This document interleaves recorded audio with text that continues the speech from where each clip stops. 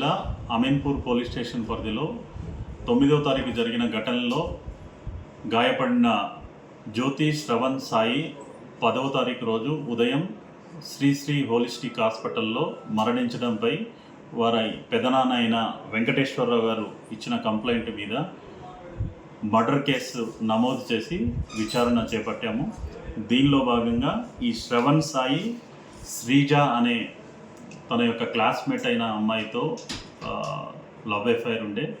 దీనిలో భాగంగా వారిద్దరూ పలుసార్లు కలవడం జరిగింది.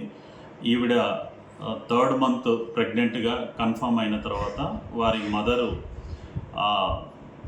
దానికి కారణమైన జ్యోతి శ్రవణ్ సాయిని ఇంటికి పిలిపించి జరిగిన డిస్కషన్లో ఆమె ఇంట్లో ఉన్న క్రికెట్ బ్యాట్తో అతనిపై దాడి చేసి అతన్ని గాయపరిచింది.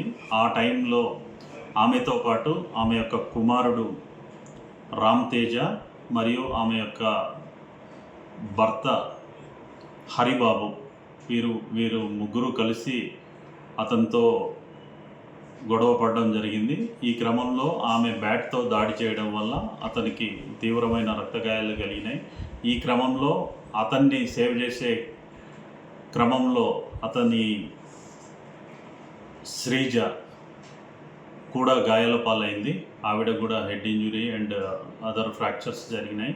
ఇప్పుడు ఆవిడ ప్రస్తుతం మన దగ్గరలోనే హాస్పిటల్లో ట్రీట్మెంట్ తీసుకుంటుంది.